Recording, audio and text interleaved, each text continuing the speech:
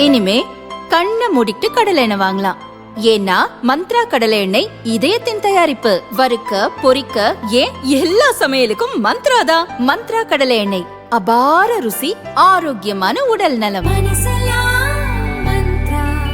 புது வீடு கட்டுறேன், என்ன டைல்ஸ் போடலாம்? ஹர்ஷா டைல்ஸ் வாங்க. இது ஆர்டினரி இல்ல, எக்ஸ்ட்ராஆர்டினரி. ஹர்ஷா டைல்ஸ். திமுகவுடன் தொகுதி பங்கீடு இழுபறியாக செல்வதால் தாவேகாவுடன் கூட்டணி அமைக்க காங்கிரஸ் முயற்சி செய்து வருகிறது. இதுகுறித்து தாவேகா வட்டாரங்கள் கூறியதாவது: திமுக கூட்டணியில் தொடருவதை காங்கிரஸ் நிர்வாகிகள் பலரும் விரும்பவில்லை. இதனால் காங்கிரசுடன் கூட்டணி அமைக்க தாவேகா தரப்பில் கடுமையாக முயற்சிகள் நடந்தன.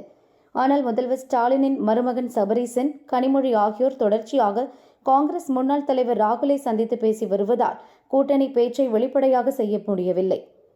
தமிழக காங்கிரஸ் மேலிட பொறுப்பாளர் கிரீஷ் சோடங்கர் தலைமையிலான குழு திமுகவுடன் தொகுதி பங்கீடு குறித்து சமீபத்தில் பேசியது. அப்போது தொகுதிகளின் எண்ணிக்கையை குறைக்கும் முடிவை திமுக சொன்னதால் உடன்பாடு ஏற்படவில்லை. இதனால் அதிருப்தியான காங்கிரஸ் மேலிடம் தாவேகாவுடன் மீண்டும் பேச்சை துவங்கியுள்ளது. அதன்படி தாவேகா தேர்தல் பிரிவு மேலாண்மை பொதுச் செயலர் ஆதவ் அர்ஜுனா பிப்ரவரி 28 டெல்லி சென்று காங்கிரஸ் மூத்த தலைவர் சிலரை சந்தித்து பேசினார். தொடர்ந்து மார்ச் 1 ஹைதராபாத் சென்றார்.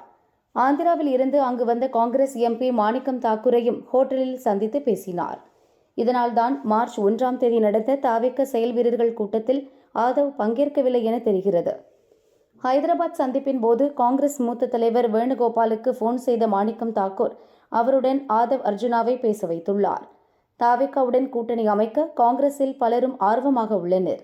கடந்த முறையை விட கூடுதல் தொகுதிகளை பெற தலைமையும் விரும்புகிறது. ஆனால் இண்டி கூட்டணியில் உள்ள கட்சித் தலைவர்கள் மூலமாக ராகுலுக்கு திமுக நெருக்கடி கொடுக்கிறது. திமுக கூட்டணியில் அதிக தொகுதிகள் கிடைக்கவில்லை என்றால் நிச்சயம் தலைமையும் தாவேகாவுடன் கூட்டணி அமைக்க பச்சை கொடி காட்டிவிடும். எனவே ஓரிரு நாட்கள் எங்களுக்காக காத்திருங்கள் என வேணுகோபால் உறுதியாக கூறியுள்ளார். சென்னை திரும்பிய ஆதவ் இதை பற்றி விஜயிடம் தெரிவித்தார். அவர் தாவேகா உயர்மட்ட நிர்வாகிகளை அழைத்து ஆலோசனை நடத்தினார். ஒரு சில நாட்களில் கூட்டணி விவரங்கள் வெளியாகும் என தாவேகாவினர் தெரிவித்தனர்.